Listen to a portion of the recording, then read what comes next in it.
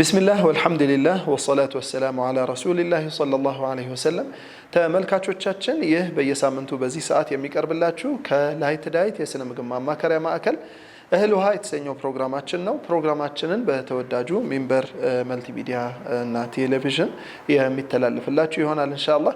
በዛሬው ዕለት የምናነሳላችሁ ካለፈው ሳምንት የቀጠልነውን የደም ማነስ ችግሮችን እንዴት አድርገን እናስተካክላለን፣ የደም ማነስ የሚያመጣቸው ችግሮችስ ምን ምንድናቸው፣ ባይታከም የሚያመጣቸው ችግሮች ምን ምንድናቸው የሚለውን የማቀርብላችሁ ይሆናል ኢንሻአላህ። ከፕሮግራሙ ጋር ወንድም ኻሊድ ሙስጠፋና እኔ አብደላህ አብዱልለጢፍ አብረናችሁ እንቆያለን።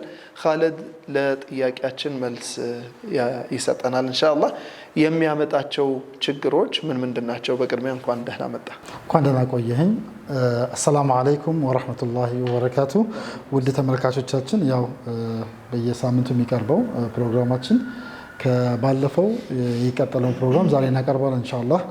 ምንድነው ያው የአይረን ዴፊሺየንሲ አኒሚያ እጥረት ያለበት ሰው ካልታከመ ምን አይነት ችግሮች አደጋዎች ሊደርሱበት ይችላሉ? እነዚህም በህፃናት ላይ በእርጉዝ እናቶቻችን ላይ እንደዚሁም ደግሞ በአዋቂ እነዚህ አዳልት በምንላቸው ላይ የተለያዩ ምልክቶች ያመጣል። ለምሳሌ በህፃን ላይ ለምሳሌ ግሮዝ ሪታርዴሽን የምንለው እድገታቸው መቀጨጭ የእድገት መቀጨጭ ሊሆን ይችላል። በበሽታ ቶሎ የመጠቃት ዛሬ የሚታመማሉ ነገ የሚታመማሉ።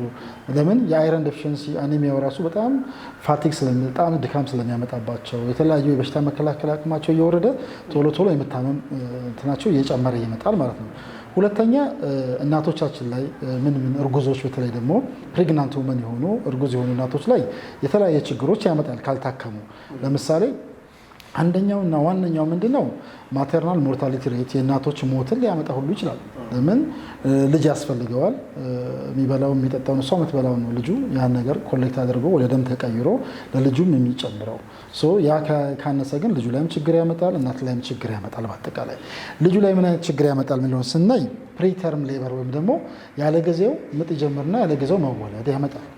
ሁለተኛው ነገር ደግሞ ከተወለደ በኋላ ደግሞ ልጁ ራሱ ምን አይነት ችግር ይመጣል? በህፃኑ ላይ ደግሞ ሎው በርዝ ዌይት ወይም ከክብደት በታች የሆነ ልጅ ሊሆን ይችላል። ስለዚህ ከ2 ኪሎ ግራም በታች ሊሆን ይችላል ልጁ ማለት ነው። ስለዚህ አይረን ግን በበቂ ሁኔታ ከታከሙ አይረኑን ደግሞ በደንብ በቂ ከሆነ እነዚህ ነገራቶችን መከላከል እንችላለን ማለት ነው። ሌላው አዳልት የሆኑ ማንኛውም እድሜ ላይ ያሉ ደግሞ የወርክ ካፓሲቲያቸው ወይ ደግሞ የስራ ፍላጎታቸው የስራ አቅማቸው ይቀንሳል። ተነሳሽነታቸው በጣም እየቀነሰ ይመጣል። የስራ ፍላጎታቸው በጣም ይወርዳል። ይሄ ካለ ኦልሞስት አይረኑ አልታከመም ማለት ነው። አይረኑ ከታከመ ደግሞ የስራ ፍላጎታቸው ይጨምራል፣ እንደዚሁም ደግሞ አቅማቸው እየጨመረ ይመጣል። ይሄ ሀፕን አያደርግብንም ማለት ነው ኢንሻአላህ። ይሄን ይመስላል ኮምፕሊኬሽን።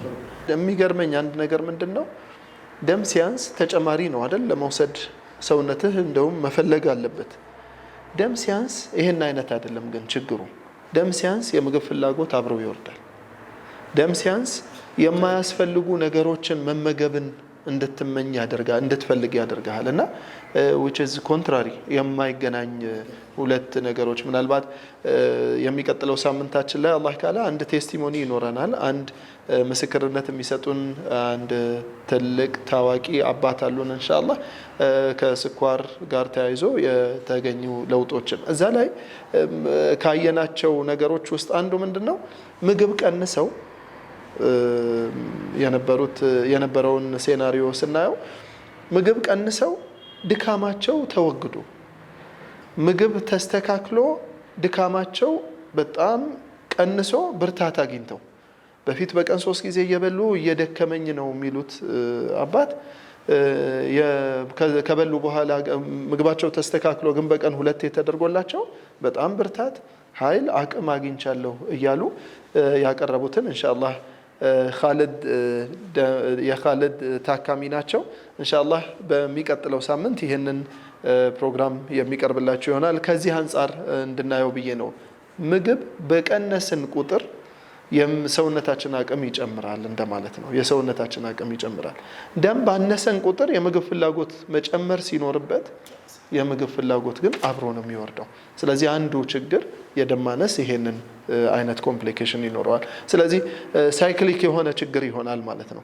ደም ማነስ ይኖራል፣ የምግብ ፍላጎት ይቀንሳል፣ አሁንም ደም ማነሱ ይቀጥላል፣ ምግብ ፍላጎቱ ይቀንሳል። እንደዛ እያለ ቀደም ያነሳውን ጉዳቶች አንድ ሰው፣ አንድ እናት፣ አንድ ህፃን ሊያስተናግድ ይችላል ማለት ነው ኢንሻአላህ። በመቀጠል ማኔጅመንት እንዴት ነው የአይረን ዴፊሸንሲን እንዴት ነው የምናስተካክለው? እስካሁን ድረስ እንግዲህ ተመልካቾቻችን ያው የትም ፍጪው ዱቄቱን አምጪው ነው፣ እንደዛ አይነት ላይ ነው። በጣም ብዙ ዝርዝሮችን አይተናል ከምን እንደሚነሳ። ዋናው ግን ያው ዱቄቱን ነው የሚፈልገው እና ተመልካች መፍትሄው ምንድነው ሊሆን የሚችለው? እስካሁን ያየናቸው ምልክቶቹን፣ መነሻዎቹን፣ መከላከያ መንገዶችን፣ የሚያመጡትን ችግሮች በሙሉ ዝርዝር አይተናል አልহামዱሊላህ። ያው ይሄ ደግሞ የበለጠ ለመጠንቀቅም ለተመልካቾች ይረዳል ብለን እናስባለን።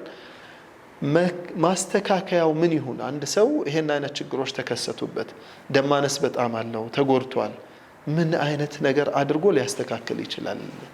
መርሐባ። ማለትም ያው ምንድነው እኛ ዋናው ታርጌታችን አንድ ሰው በስነ ምግብ ማከም ነው እና እንዴት በስነ ምግብ የትኛው ምግብ ከአትክልቶች ምን አይነት ምግብ ይመገብ፣ አይረን ያላቸው በጣም አይረን ሪች የሚባሉ ምግቦችን በጣም አይረን ያላቸው ምግቦችን ከአትክልቶች ምን ቢጠቀም፣ ከፍሩት ደግሞ አይረን ኖሯቸውም ቫይታሚን ሲ ያላቸው ፍሩቶችን ቢጠቀም፣ ከእንስሳት ተዋጽኦም እንደዛው፣ ከጥራጥሬ እነዚህ ምግቦች ምን ናቸው የሚለውን እናያለን ኢንሻአላህ።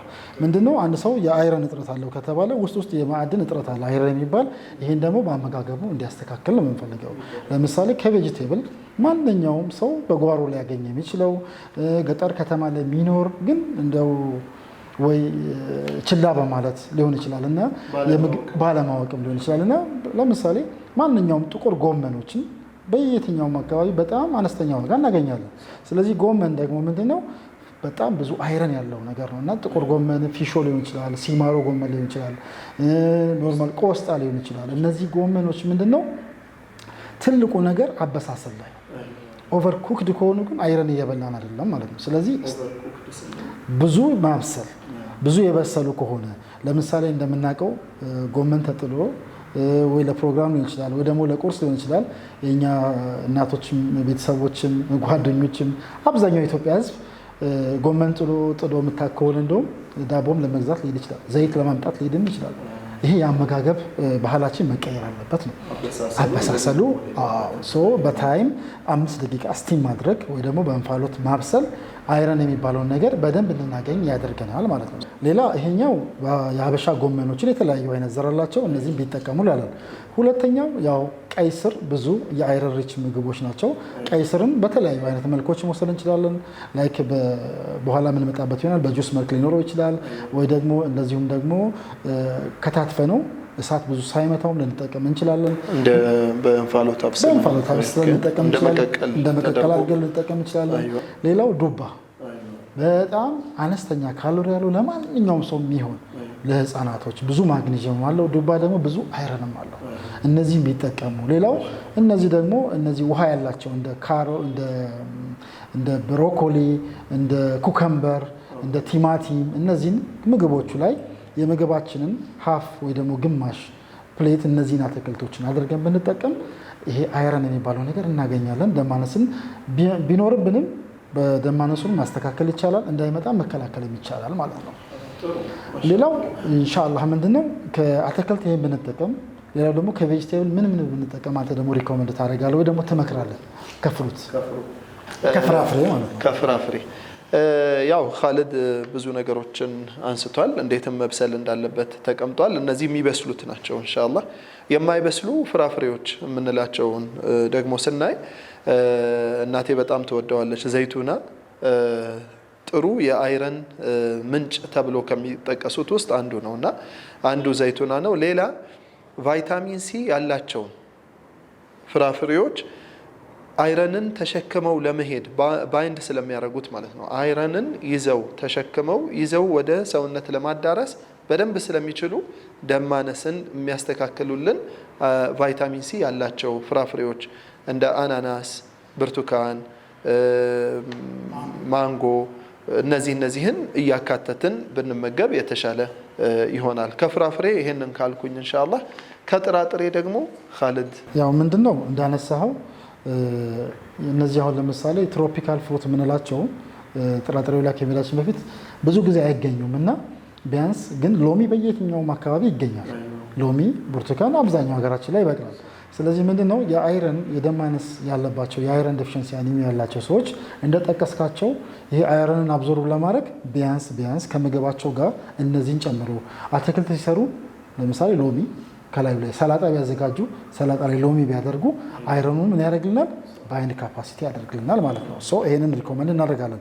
ሌላው ማንኛውም በቤቱ ጥራጥሬ ፕሮቲንም ያለው አይረንም ያላቸው ፋይበርም ያላቸው አሰር ያላቸው እነዚህ እናካትታለን ማለት ነው። ለምሳሌ ምስር ክክ ብዙ ምን አለው? በውስጡ አይረን አለው፣ ብዙ ፕሮቲን አለው። እንደዚሁም ደግሞ ሽምብራ ዱቤም ሊሆን ይችላል፣ ቀዩም ሽምብራ ሊሆን ይችላል። እነዚህ መጠቀም መጠኑን በኋላ ጊዜ እንገልጸዋለን ኢንሻአላህ። ሌላው ቢኖች እነዚህ ለምሳሌ ቦለቄ ቀዩ ሊሆን ይችላል፣ ጥቁሩ ሊሆን ይችላል፣ አባጮማ ሊሆን ይችላል። እነዚህ የምናገኛቸው በየአካባቢያችን እነዚህን ቀቅሎም ሊሆን ይችላል። በተለይ ምን ይላል? እነዚህ ላይ ስፕራውት ማድረግ ማብቀል ቫይታሚን ሲ በጣም ሪች አላቸው ይላል።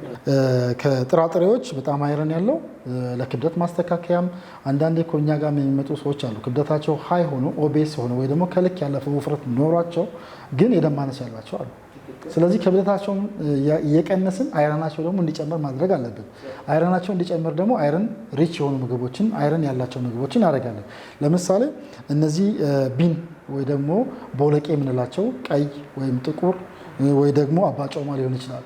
ሌላው እነዚህ አሁን ቅድም ያልኳቸው ሽምብራ እነዚህን ሌላው ደግሞ አሁን እኛ ሀገር ላይ ኤክስፖርት እየተደረገ ያለው ያሳወስከኝ ማሾ እነዚህን በምን መልክ ስፕራውት የሚባለው ይሄ የበቆልት እንዴት ነው የምናደርገው? ለምሳሌ አንድ እፍኝ የሚያክል ሽምብራም ሊሆን ይችላል ወይ ደግሞ ማሾ ሊሆን ይችላል። እነዚህን ለ24 ሰዓት ውሃ ውስጥ እንዘፈዝፍና ልክ 24 ሰዓት ሲሞላ ውሃውን አውጥተን እንደፋለን። ከእንደገና አሁንም ለ24 ሰዓት እንዘፈዝፋለን እንደፋለን። 24 ሰዓት ሲሞላ 48 ሰዓት ከቆየ በኋላ አውጥተን ደረቅ ባለ በምሳቃ ነገር ውስጥ ደግሞ አፍነን ቁጭ ማድረግ ነው። ከዛ በደንብ ሲበቅልልን እያወጣን አሁን ቅድም ከጠቀስናቸው እነማን ከቬጂቴብል ላይ ለምሳሌ ሰላጣ ልናዘጋጅ እንችላለን። ሰላጣው ላይ ይህንን ብንጨምር ያባለናል። ደግሞ የፕሮቲን መጠናችን ይጨምራል። እንደዚሁም የቫይታሚን ሲ ሪች ስለሆኑ ሞር ቫይታሚን ሲ ባይንድ አድርጎ አይረናችንን ማከም እንችላለን ማለት ነው። ሌላው እነዚህ ሶያቢን እነዚህ ደግሞ ቅባት ያላቸው አኩሪ አተር እነዚህም አይረን ሪች ናቸው እና እነዚህም ብንጠቀም ሪኮመንድ እናደርጋለን ኢንሻአላህ። ሌላው የፍራፍሬውንም የአትክልቱንም እነዚሁም የጥራጥሬውን ከገለጽን በኋላ ትልቁና ዋነኛው የአይረን ደግሞ ሪች የአኒማል ፕሮዳክቶች እነሱ ደግሞ ሊስት ብታደርግልኝ እስቲ ኢንሻአላህ። መርሐባ። ያው እንደ የአኒማል ፕሮዳክቶች የእንስሳ ተዋጽኦ የሆኑ የተለያዩ ኦርጋን ሚቶች የሚባሉ የጉበት፣ ኩላሊት፣ ልብ እነዚህን አይነት ስጋዎችን መመገብ የተሻለ ደምን እንዲሞላ ያግዛል። አይረን በተለይ በደንብ ስለሚገኝበት ማለት ነው። ከዛ በተጨማሪ ግን በተገኘው አጋጣሚ ቀይ ስጋ አይረን ሪች ተብሎ ከሚጠቀሱት ውስጥ ስለሆነ እነዛን መጠኑን እንደ እድሜና እንደ ጾታው እያደረገ መጥኖ መመገብ ያስፈልጋል ማለት ነው። ለህፃናት የምንሰጣቸው የጉበት ለምሳሌ 2-3 የተከተፈ ጉበት ሊሆን ይችላል የምናጎርሳቸው በሰዓቱ ለአንድ ጊዜ ያንን በዛ መልክ በሳምንት 2 ቀንም እያደረግን ልንመግባቸው እንችላለን። ጉበት ጥሬውን አንዳንድ ጊዜ የተሻለ ኦርጋኒክ የሆነ በትክክል ጥሩ የሆነ የበግ ወይንም የፍየል ጉበት የተሻለ ደምን እንደሚሞላ ተረጋግጧል እና ከዛ በተጨማሪ ደግሞ ቢፍ ሀርት የጥጃ ወይንም የከብት የልብ ጡንቻ የልብ ስጋ የተሻለ ለአይረን ሪች ተብሎ ከሚጠቀሱት ውስጥ ነው። ከዛም አልፎ ደግሞ የልብን አቅምም ለመጨመር ያግዛሉ። በታብሌት መልክ አለ አሁን ላይ እየተዘጋጀ በታብሌት መልክ የተዘጋጀ የሱ ኪኒኖችን አይቻለሁኝ እና እነዚህ ቢዘጋጁ የተሻለ ጥሩ የአይረን መጠንን ሊሞሉልን ይችላሉ ተብለው ይታሰባሉ ኢንሻአላህ።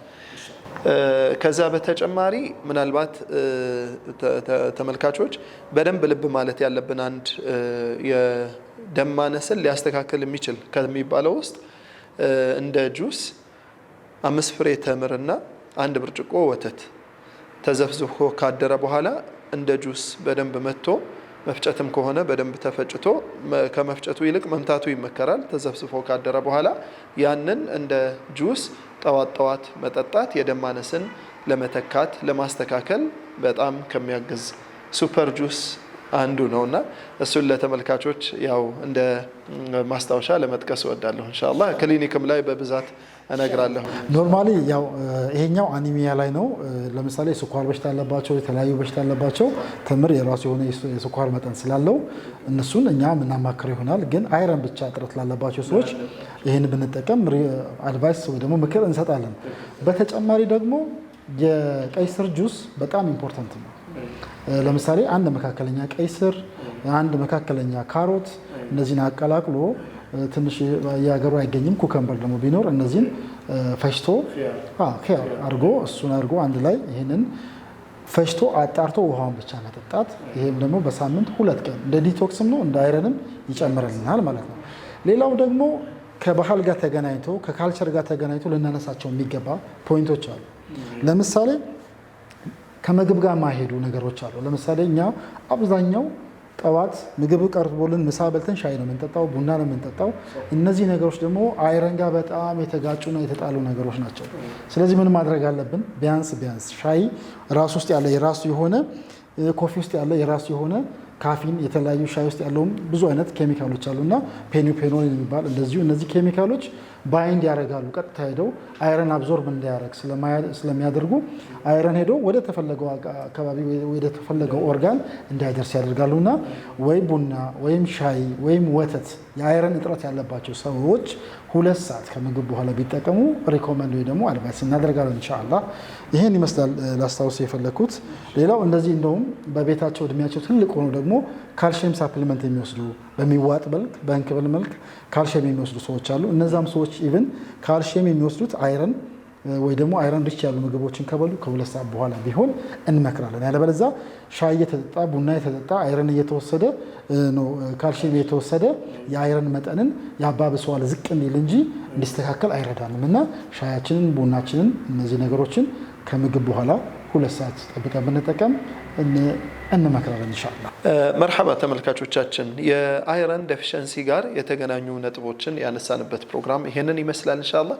ቅድም ያለፈውም ሳምንት እንዳነሳ ነው ከምግብ ጋር ተያይዞ የሚያንስ የደም ማነስ ምልክቶች አሉና ከነዛ ውስጥ አንዱ አይረን ዴፊሸንሲ በብዛት በዓለም አቀፍ ደረጃ እኛም ሀገር ላይ ለብዙ እናቶች ሞትና ለብዙ ህፃናት አቅም ማጣት፣ ጉዳት፣ ለተለያዩ በሽታዎች መጋለጥ ምክንያት ስለሆነ በዝርዝር አንስተናል።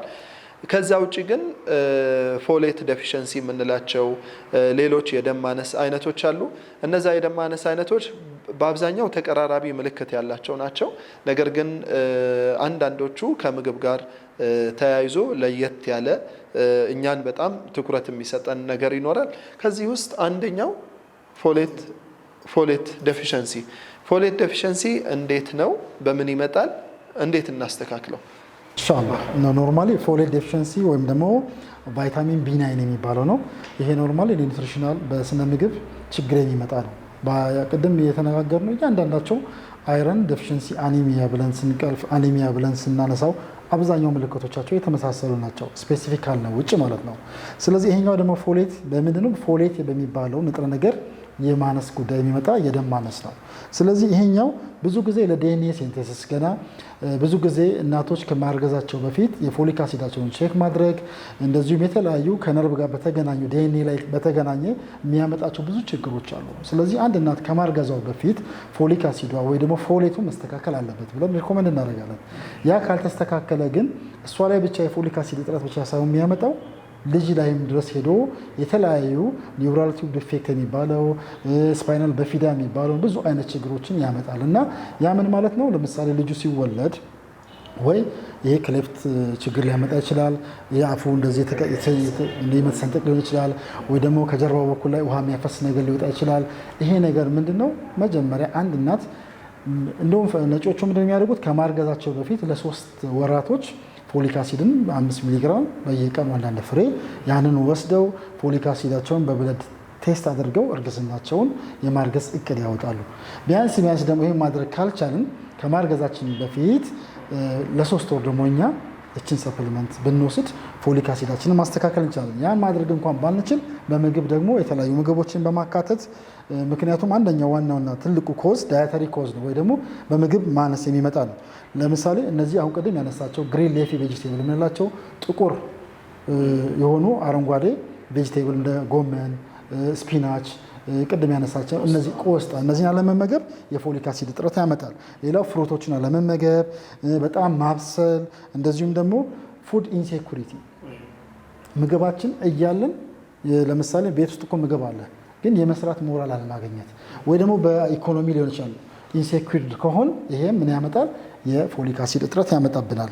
ሌላው ደግሞ ይሄ ደግሞ የፎሊክ አሲድ እጥረት ብዙ ጊዜ የሚከሰትባቸው የሚያጠቡ እናቶች ላይ ሊሆን ይችላል፣ እርጉዝ ላይ ሊሆን ይችላል። ስለዚህ ይሄንን በተለያየ አጋጣሚ እናቶችንም ተጨማሪ ምግቦች እርጉዝ ከሆኑ ተጨማሪ ከፊት ከነበራቸው አመጋገብ ተጨማሪ ምግብ መስጠት፣ ቢያንስ 500 ካሎሪ የሚያክል ተጨማሪ ምግብ ኤክስትራ አድ ማድረግ፣ እንደዚሁም ደግሞ ማል አብዞርፕሽን ካላቸው እነሱን ትሪት ማድረግ ነው። ሌላው ከፍሩት ከሲዶች ከተለያዩ ምግቦችን አካተን ፎሊክ አሲዱን ማኔጅ ማድረግ፣ ለምሳሌ ስፒናች እንዳልነው፣ ኬል፣ አበሻ ጎመን፣ ብሮኮሊ፣ ካቤጅ፣ አቮካዶ ከፍሩት፣ እንደዚሁም ደግሞ ብርቱካን፣ ፓፓያ፣ ማንጎ፣ ምስር፣ እነዚህ ያልናቸው ሁሉ ፎሊክ ስለሚኖራቸው በእነዚህ ምግቦችን መጀመሪያ ከማርገዝ በፊት እነዚህን ሪች የሆኑ ምግቦችን በማዘጋጀት ይሄ ችግር እንዳይኖር መቅረፍ ይቻላል ኢንሻአላህ ማለት ነው። መርሐባ ተመልካቾቻችን፣ እንግዲህ አንዱ የደም ማነስ አይነት የፎሌት ማነስ የምንለው ነው። ይሄ ደግሞ ለተለያዩ እናቶች ጉዳት ምክንያት የሚሆን ነው፣ ለህፃናትም ጭምር በሚወለዱ ሰዓት የስፓይናል ኮርድ ማነስ፣ አሁን እንደተባለው የጀርባ አጥንቶቻቸው ውስጥ የአጥንት መጉደል፣ የክሌፍት ፓሌት፣ እነዚህን ሊያስከትል የሚችል የደም ማነስ አይነት ነው። በጣም ወሳኝ የምንለው በተለይ አላህ ሱብሓነሁ ወተዓላ የሰጠንን ኒዕማ የምናመሰግንበት አንዱ የቫይታሚን ቢ12 ማነስ ነው። የቫይታሚን ቢ12 ማነስ በአብዛኛው የሚመጣው ምንድነው አትክልት በል የሆኑ ሰዎች ላይ ነው የሚመጣው። ስጋን ቬጂቴሪያን የሚባሉ ወይንም አትክልት በል የሚባሉ ብቻ ሰዎች ላይ ማለት ነው። አላህ ሱብሓነሁ ወተዓላ እንግዲህ ሲፈጥርልን ሁለቱንም አመጣጥኖ ፈጥሮልናል። እንድንበላው ነው ስጋውንም አትክልቱንም ያስቀመጠልንና በተለያየ ምክንያት በበሽታ ሳይሆን በተለያየ የእምነት ምክንያት ሊሆን ይችላል ስጋን የማይበሉ የተወሰኑ የሃይማኖትም የህብረተሰብም ክፍሎች እንዳሉ እናውቃለን። እነዚህ ሰዎች እንግዲህ በዚህ አይነት የቫይታሚን ቢ12 ማነስ ምክንያት የሚጠቁ መሆናቸው ይገለጻል። ማስተካከያው የምግብ ችግሩ ከስጋና ስጋ ውጤቶችን አለመብላት ጋር ተያይዞ ነው። ማስተካከያው የአብዛኛው የደም ማነስ ማስተካከያ ጋር ተመሳሳይ ስለሆነ ያንን ድጋሚ ለመጠቆም እንወዳለን። ኢንሻአላህ መለስ ብላችሁ እንድታዩት። መርሐባ። እንግዲህ ያው የቀረን ነገር አንድ ነገር አለ። እንዴት ነው ኒውትሪሽናል ኮዞችን ኦልሞስት አይረን ዴፊሽንሲ አንስተናል፣ ፎሌት አንስተናል።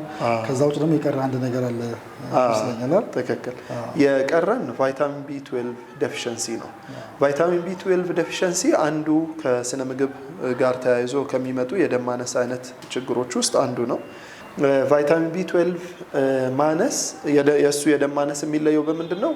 ብዙ ጊዜ ነርቮችን ችግሮች ነው የሚያመጣው እና ከዚህ ጋር ተያይዞ ይሄንን አይነት ደም ማነስ የሚያጠቃቸው ብዙ ሰዎች ያው አላህ Subhanahu Wa Ta'ala አትክልቱንም ስጋውንም ለኛው ብሎ ፈጥሮልናል እና ጥርሳችንም አራት አይነት የሆነው ከስጋውም ከአትክልቱም መብላትም ማመንጀግም መንጨትም እንድንችል አድርጎ ነው አላህ Subhanahu Wa Ta'ala ያንን ሲያደርግልን እንግዲህ ዲዛይን የተደረገው ከሁሉም እንድንበላ ነው። ያው መጠኑን እንግዲህ ያው የመጠነልን መጠን አለ፣ ከዛ ማለፍም አያስፈልገንም።